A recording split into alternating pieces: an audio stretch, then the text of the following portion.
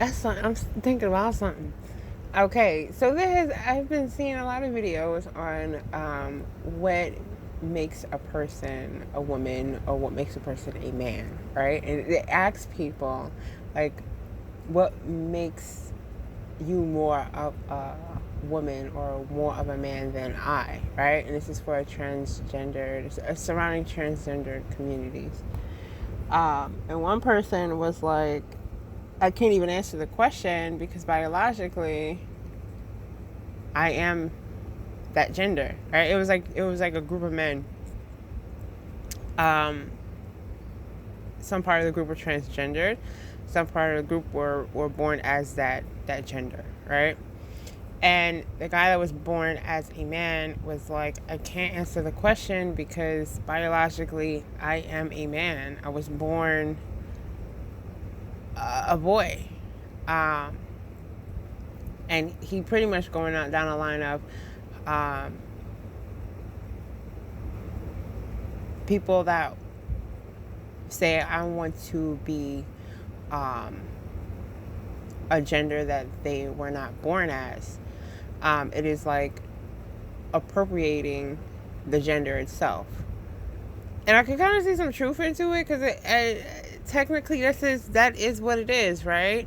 Um, Technically, you are not biologically that gender, but you are changing things to become that gender. Makes perfect sense, right? Like you're taking the hormones. Some people take hormones. Some people go under surgery. There's many things, right? To try and become the gender as much as possible. Does that specifically make that person a man or a woman? I don't think so. Not all the way. Not true. Like it can't be like 100% because it goes down to chromosome level. Gender is based on chromosome, whether you get the Y or the X.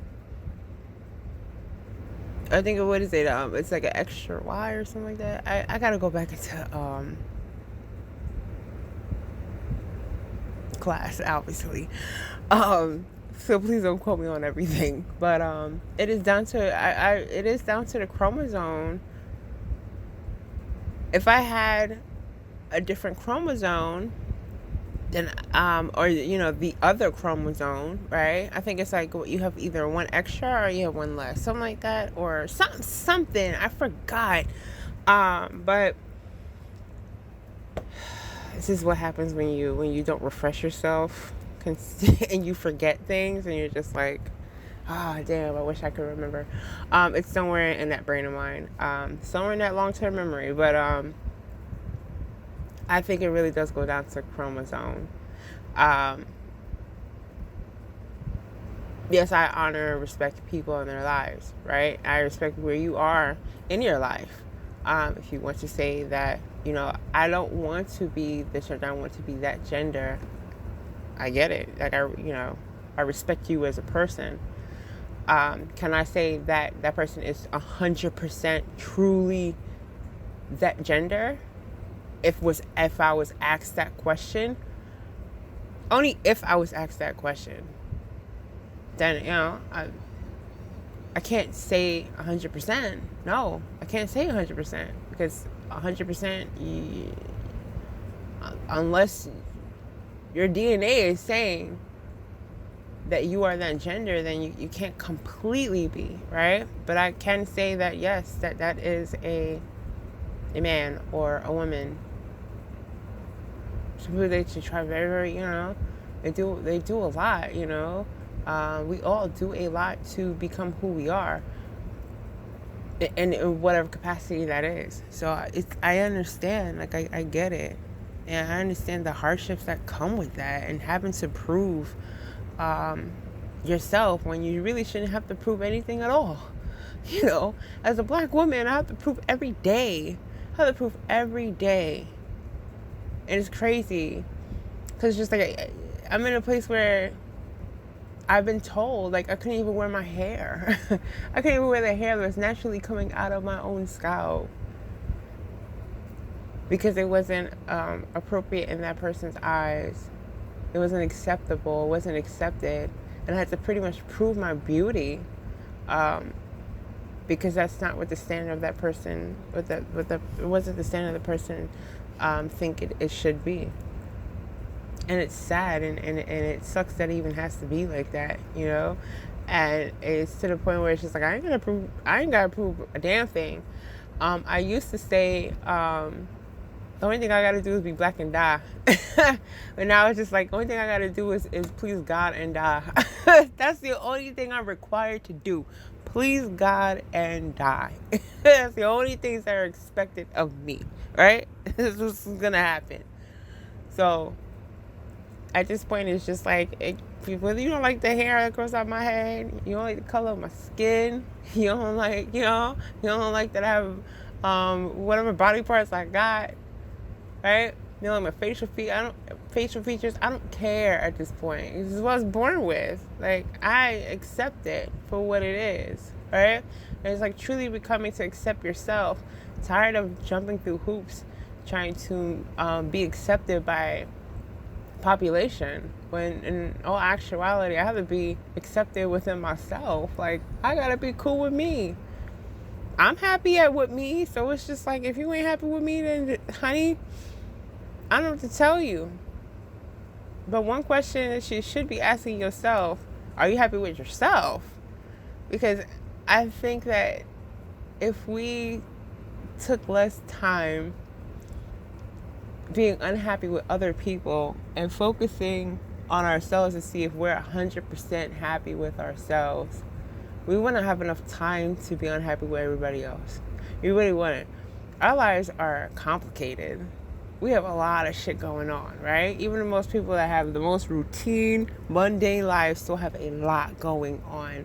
And if we took the amount of time and focus on ourselves, saying, I gotta get this shit together, that shit need to be improved, this could definitely be improved, I'm okay in this quadrant, but if we did a lot of time on doing that, there really wouldn't be a lot of criticism in this world, because we'll be so focused on bettering ourselves.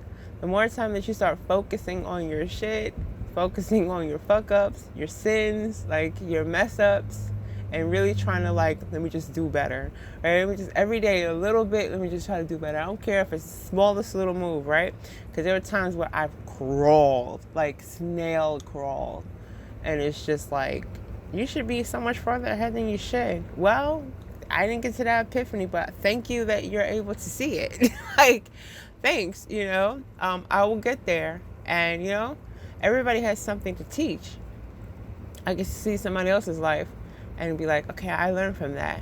Thank you for that. It's a gift seeing people talk about their lives, sharing storytelling, telling the trials and tribulations. Like, we're all passing batons to each other. This is what I did to get over this. This is what I'm struggling with currently. All these things help us grow. But I'm not in a space of trying to criticize someone on their journey, because I understand what it feels like to be on a journey. Some things I'm going to speed through, right? Some things I got nailed down perfect. And there's other things that's just like, girl, you a hot mess. Hot mess. Like, what's going on, honey? So I get it, I'm not here to judge anybody. I'm not even judging myself. I used to judge myself all the time. I'm not even judging myself. Life is life. It happens. If I make a mistake, I've made a mistake. Acknowledge it, learn from it, and move forward and do better next time. That's all it is. But I'm not going to condemn myself for being a human being, right? Especially if it's not something where I am consciously making that choice of not doing the right thing, right? If I made a mistake is not malicious. A mistake isn't meditated. It's something that just happens. And I'm very much okay with that. Finally, I'm okay with it's okay, right? Now, yeah, sometimes I will forget that lesson, and I'll come down hard on myself and be like, what the hell, Toya? Especially when I knew better, right? You let it happen again, and you're like, how could you not see it, right? But there are times where I have to bounce back and be like, what did you learn from before? It's okay. It's all right. It's fine. It's not the end of the world. Your heart is still beating. God put you on this earth for another chance, just to get it right. You'll be okay, because obviously, if God thought that you made a mistake, it's the end, you wouldn't be alive the next day, because that was the end of the test. But God consistently gives you, okay, we'll just do a redo. That's all. It's all good. We'll do makeup exams. God is like a guru at makeup exams. Guru at makeup exams. How many times I had to do a makeup test, a makeup assignment, because I just could not get it right. I get it. It's fine. It's all good. I still love you. I love you because I love me, baby. A big ol' hug, I get it. People that have made an offense towards me, it's just like, I try my hardest not to go to bed with anger on my heart. I try my hardest. It's not 100% every single time, but eventually I have to keep the mindset of forgive, right? Put yourself in their shoes. Why are they thinking this? Why did they do this action, right? Or did I do anything that aggravated that action? And it's just like, well, you probably did, or you probably didn't, and I have to face the fact that it just is what it is. This is your perspective, my perspective. You're on this part of your journey. I'm on this part of my journey. And it's all good. It's all good. It's fine. We all get to our end of our race, So it's just like, our end of a race is when God stops our heart. We all get to an end of a race. Now, how far you go in your race, on your journey, is up to you. I have to focus on me, and I have to focus on my actions and, the decisions I chose to do. And that is not going to be filled with judging people and criticizing people and, looking down on people or making fun of people. Like, that's a waste of time. When you look at other people, that means you're not running your own race. You're sitting on the sideline looking at someone's race, when you could be winning your race. You're sitting there watching other people win. I've never been the type to sit on the sideline and watch other people win. I've always fought. Now, I don't care if my if my punches was like as light as a feather. Oh, my run was a crawl. But I've always, okay, I fucked up, but maybe if I try this, it'll be different, right? And really growing with this journey where God has really, really taught me to fight back hard, He has strengthened my endurance, my stamina in the fight, in my race. Even though at times I'm very tired, I'm very exhausted running this race. Because the race is not easy. Any race is not easy. The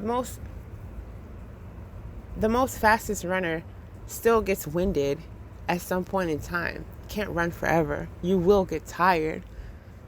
But God helps you endure, But when you completely stop running your race, that means you have time to look at other people's race. And I've heard this theory before. Well, I say theory, but I heard that saying before. It's like people that have the most to say about everything that you do, or anything that you do, they have the most to say about it. That means they've been watching you for a long time in order for them to critique you.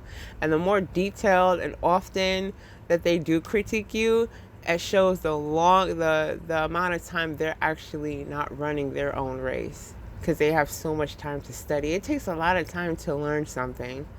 It doesn't happen quick for you to become a master at it. You can learn a concept fairly quickly, but to become a master at it, that means you have to study that shit.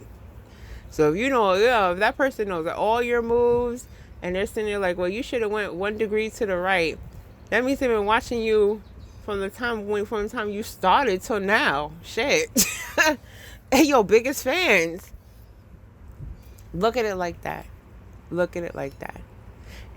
If no one really has anything to say, bad about yourself, that means you're either around a really, really, really good group of people, or you're not running the race. Because there's nothing to critique. So it's one of the two, right? But I do wish everyone to run your race, man. We got this. We got this. And if you got haters, man, that means you're doing something very well, because you giving them something to talk about. You giving them something to watch. Okay? If you walk everywhere you go and everywhere you look, it doesn't matter. You go to the store, or you gotta go, I don't know, to school, and everyone in your class watches every little thing you do. She dropped the pencil. Oh man, she's going back for a second one. Oh man, she got up to use the bathroom. Oh man, she's tying her shoe. Every little thing you do, honey, they not running their race. They not running their race. They got nothing going on. They sitting there watching your race, and they watching every move you're doing. That means you a superstar in their eyes. Because who are the people that we know the most about? Famous people. Famous people. Whether they're activists, predominant leaders, celebrities.